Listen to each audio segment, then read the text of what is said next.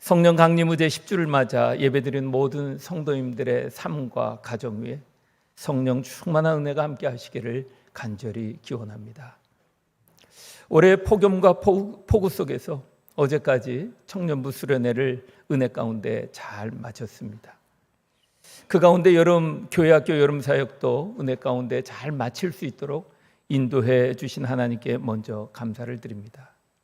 그리고 다음 세대를 향한 비전을 품고 헌신하신 우리 부목사님과 또 세 분의 전도사님들과 또 교회학교 교장을 비롯한 교사들의 열정에 깊은 감사를 드리며 모든 영광 하나님께 올려드립니다. 교회학교 여름 사역이 마쳐지면서 여전히 폭염이 지속되는데도 이제 여름이 끝나는구나라는 생각이 드는 것을 보면서 목사에게 여름이라는 시간은 교회학교 사역 중심으로 흘러가는 것을 다시 한번 알게 되었습니다. 올해 사랑하는 성도님들 참 무더위를 잘 이겨 오셨습니다. 바라기는 이 어려움을 잘 견디고 오셨듯이 삶 가운데 우리가 마주하는 여러 어려움들을 믿음으로 끝까지 견디고 이겨가며 믿음의 열매를 향하여 계속해서 나아가는 사랑하는 성도님들이 되시기를 주님의 이름으로 간절히 축복합니다. 오늘 함께 상고될 말씀은 그야말로 악전고투 속에 하나님의 은혜로 성벽 재건 공사를 완성한 느헤미야가 사람을 세우는 말씀입니다. 이제 어렵게 큰 일을 마쳤으니 한숨 돌리면 좋으련만 오늘 본문의 느헤미야는 쉴 틈 없이 또 큰 일을 시작합니다. 느헤미야가 시작한 새 일, 그 큰 일은 바로 헌신하는 사람을 세우는 일입니다.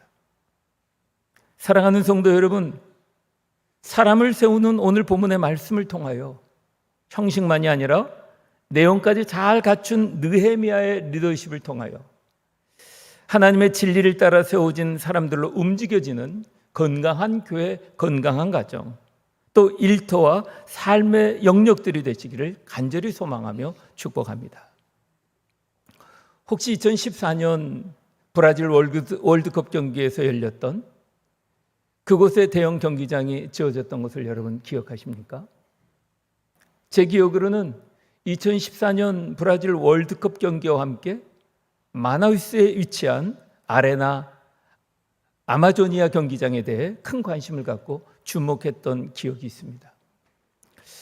이 경기장은 월드컵 경기와 이듬해 올림픽 경기를 위해 아마존 지역 전통의 등나무 바구니 공예품을 모티브로 하여 유리 섬유와 스틸 구조가 섞인 디자인과 재활용과 자연 환기 시스템을 갖춘 설계로 엄청난 재정을 들여 건축하게 되어 전 세계가 월드컵 경기를 즐기며 그 경기장을 주목했던 것이었습니다. 그러나 2016년 리우 올림픽이 끝나자 이 경기장은 높은 이 유지비용으로 활용도가 낮아지면서 지금은 거의 방치된 상태가 되었다고 합니다. 경기장은 있지만 경기는 거의 없고 관중도 거의 없는 겉만 번듯한 시설로 남아있다는 것입니다. 이 경기장의 사례는 한때 기술과 자원, 경제력의 상징으로 세워졌지만 결국 사람과 문화가 채워지지 않으면 무의미하다는 메시지를 주는 사례이기도 합니다. 오늘 본문 속 예루살렘도 그러했습니다. 1절에 성벽이 건축됨에 문짝을 달고라고 시작합니다. 이제 성벽 공사가 완벽하게 끝났다는 것을 알려주고 있는 것입니다. 오늘 본문 6장 15절과 16절과 직접 연결되는 말씀으로 성벽 공사가 우여곡절 끝에 52일 만에 완공됐습니다. 52일이 단기간 끝난 공사처럼 읽혀질 수 있지만 사실 이스라엘 백성들에게 있어서 이 기간은 마치 1000년만큼 길게 느껴졌을 수도 있었을 것입니다. 따라서 피곤해 지쳤고 힘들어하는 백성들을 즐겁게 하고 위로하기 위하여 성벽 완공과 함께 성대한 낙성식을 할 필요도 있었을 것입니다. 하지만 느헤미야는 악정고투 속에 완성된 성벽 재건이었기에 오히려 귀한 성벽을 계속적으로 잘 지키기 위해 1절 문지기와 노래하는 자들과 레위 사람을 세운 후에 2절에 내 아우 하나니와 영문관한 하나냐를 세워 함께 예루살렘을 다스리게 하였다라고 합니다.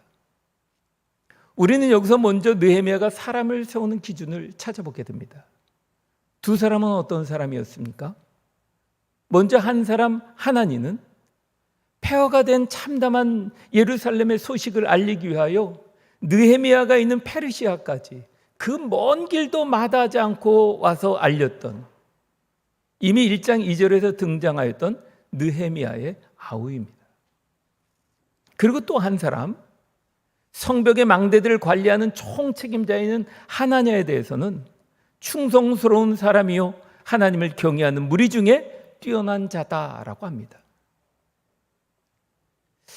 무너진 고국의 참담함을 알기 위하여 그 먼 길을 마다하지 않을 만큼 민족과 나라를 사랑한 사람이요, 또 한 사람은 하나님의 성품을 닮은 충성과 하나님을 경외함이 특별한 사람이라고 하는 것에서 느헤미야가 사람을 세운 기준은 세상의 능력이나 힘이 아닌 공동체를 사랑하고 헌신하며 하나님을 경외하는 신앙과 하나님의 성품을 닮은 사람이라고 하는 것입니다. 이 기준은 오늘도 교회 공동체에도 동일하게 적용됩니다. 교회에서뿐이겠습니까? 공동체를 건강하게 세우는 사람은 충성스럽습니다. 어려운 상황에도 감당해야 할 것을 기꺼이 감당합니다. 하나님을 경외하는 사람이기에 모든 일을 죽게 하듯 감당하며 공동체를 세워갑니다. 또 하나 2절 중반절에 그들과 함께 예루살렘을 다스리게 하였던 느헤미야의 파트너십입니다. 사실 예루살렘의 총독은 느헤미야입니다. 그럼에도 그들과 함께 예루살렘을 다스리게 하였다고 하는 것은 느헤미야는 일의 배분을 통해 보다 효율적이고 자발적으로 행정 처리를 하는 파트너십을 발휘하였다는 것입니다. 정치적 야욕 없는 느헤미야 이 파트너십은 6장 6절에서 대적자 산발랏이 느헤미야가 왕이 되고자 한다라고 하는 소문을 만들어 성벽 재건을 방해하려던 그 비난이 거짓이었음을 여실히 드러나는 대목이기도 한 것입니다. 함께 다스리게 한 그들에게 느헤미야는 3절에서 해가 뜨기 전에 성문을 열지 말고 경비병을 세워 문을 지키라라고 명령합니다.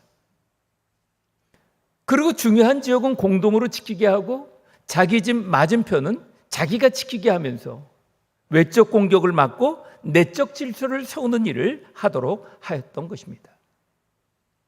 그런데 문제가 발생하게 된 것입니다. 4절에 보면 이렇게 말합니다. 성읍은 광대하고 그 주민 적으며 가옥은 미처 건축하지 못하였음이라 라고 성읍의 공동화 현상을 지적하고 있는 것입니다. 성벽은 완성되었지만 성읍 안에는 사람이 거의 없고 집도 무너진 채 골목도 썰렁한 텅 빈 도성이었다는 것입니다. 느헤미야는 귀한 직후 오직 성벽 재건에만 관심을 기울이며 다른 데 눈을 돌릴 겨를이 없었던 것입니다. 그러나 관건이었던 성벽 재건의 문제가 해결되자 그동안 간과했던 공동화 현상을 마주하게 된 것입니다. 예루살렘의 공동화 현상은 한마디로 백성들의 무사 안일주의 때문이었던 것입니다. 백성들은 처음에는 자신들의 조상으로부터 받은 곳에 정착하여 살았습니다. 그러나 차츰 신변의 위협이 느껴지고 먹고 사는 문제가 생기자 도성을 떠나기 시작하게 된 것입니다.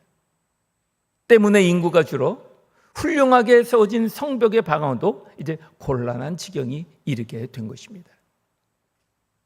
하나님의 도성에서 하나님의 백성으로 마땅히 하나님의 영광을 위하여 살아야 함에도 불구하고 예루살렘 백성들은 그들 개인적 유익을 위해 거룩한 성읍을 떠나고 버리게 되었다는 것입니다.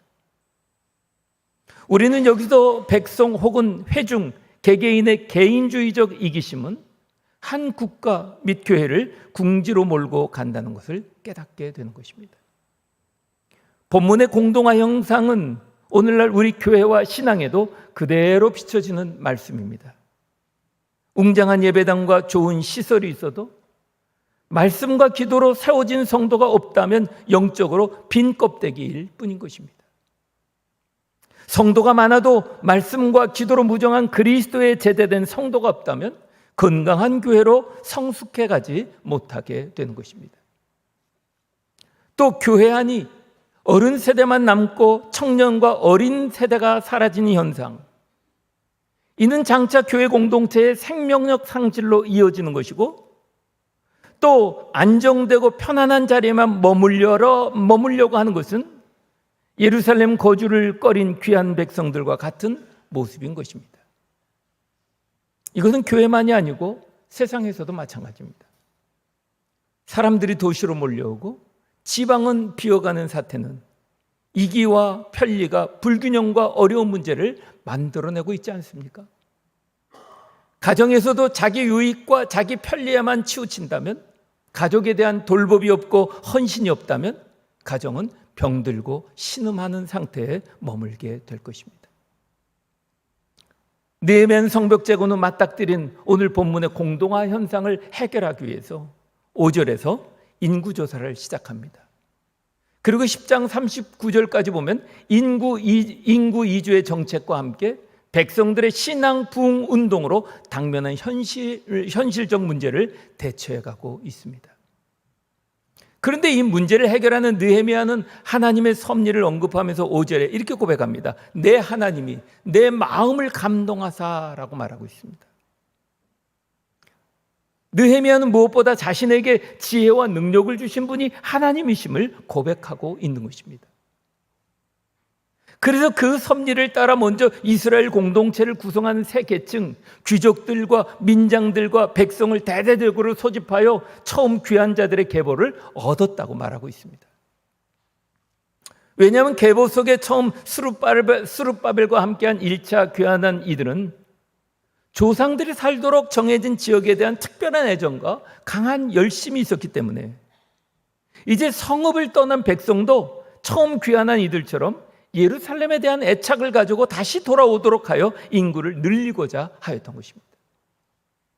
그래서 오늘 본문 7절에서 이스라엘의 재건을 위하여 돌아온 지도자들인 스룹바벨과 예수와 느헤미야 등의 이름을 기록하고 있는 것입니다.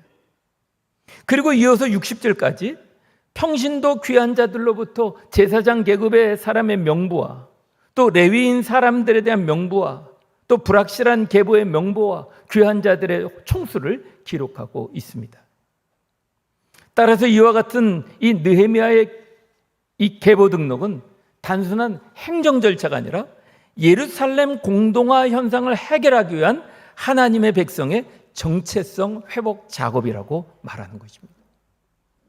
마찬가지로 우리 시대에도 이 번듯한 예배당과 많은 프로그램이 그리고 직분자가 있어도 말씀과 기도, 성령 충만이 없는 상태라면 이는 마치 성벽은 있지만 그 안에 거룩한 백성이 없는 공동화된 예루살렘처럼 정체성이 없는, 겉은 멀쩡해 보여도 속이 비어있는 상태와 같다는 것입니다. 말씀을 준비하면서 제 아내의 요리 접시 에피소드가 생각났습니다. 저희 집에는 아내가 엄청 애착하는 꽤 잘 알려진 생활도의 작가가 만들어주신 값이 좀 나가는 선물 받은 그릇들이 좀 있습니다. 예전에는 제가 손님을 많이 초대했더라. 아내는 손님이 오시면 그 그릇들을 꺼내 음식을 장만에 담아내면서 은근히 그릇 자랑을 즐겨합니다. 어머니가 생존해 계실 때는 명절에 음식을 장만해 누님댁에 모였는데 제 아내는 음식과 함께 그릇까지 꼭 챙겨가서 음식을 담아냈습니다. 그러면 어머니도 그릇이 한몫한다라고 말씀하시며 좋아하셨습니다. 그런데 어느 날 명절이었는지 그릇은 챙겨갔지만 아마 음식은 적당히 만들어 내놓은 것인지 어머니가 웃으시면서 너도 이제 꾀가 나나 보다. 음식이 이 그릇에 어울리지 않네? 라고 하시며 농반 진단반을 하셨던 것 같습니다. 아내는 어머니가 돌아가신 후 몇 년이 지났는데도 그 그릇을 꺼낼 때면 은근히 어머니를 흉보면서 에휴, 어머니는 그냥 넘어가는 게 없으셨어 라며 그 접시에 음식을 더 신경 써서 담아냈습니다. 물론 요즘은 손님을 잘 안 불러 그런 날이 많지는 않습니다. 그런데 그릇의 음식처럼 공동체에 사람 세워주는 중요함은 더할 나위 없이 아주 중요한 일인 것입니다. 그렇습니다. 많은 사람의 손을 움직일 수 있는 사람은 분명 영향력 있는 능력 있는 사람임에 분명합니다. 그 손들을 조직하고 이끌어 함께 일하게 만드는 것은 결코 쉬운 일이 아닙니다. 하지만 우리가 잊지 말아야 할 것이 있습니다. 그 손이 아무리 많아도 그 손들이 마음 없는 손이라면 그 힘은 오래가지 못하고 결국 의미를 잃게 된다는 사실입니다. 마음이 있는 손이란 단순히 일을 수행하는 도구가 아니라 그 일의 가치와 목적을 이해하고 전심을 담아 움직이는 손을 가리키는 것입니다. 그럴 때 그 손들이 모여 공동체를 변화시키고 세상을 변화시키게 되는 것입니다. 그래서 예수님도 가르치시고 선포하시고 치유하시는 공생의 사역 중에서 가장 중요하게 하신 일은 그리스도의 제자를 삼는 일이었습니다.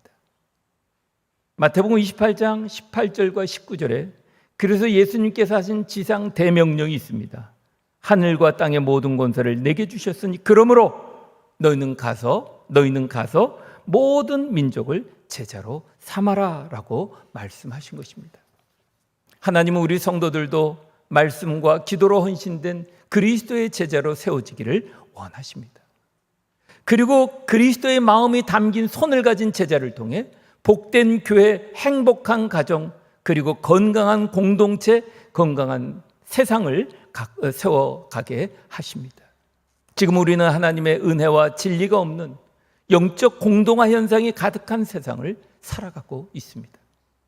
사랑하는 성도 여러분, 이제 우리도 그리스도의 마음이 담긴 손을 가진 제자로 교회와 가정, 일터와 세상을 섬기며 빛과 소금의 삶을 살아가시기를 우리 주 예수 그리스도 이름으로 간절히 축원합니다. 아멘. 기도하시겠습니다.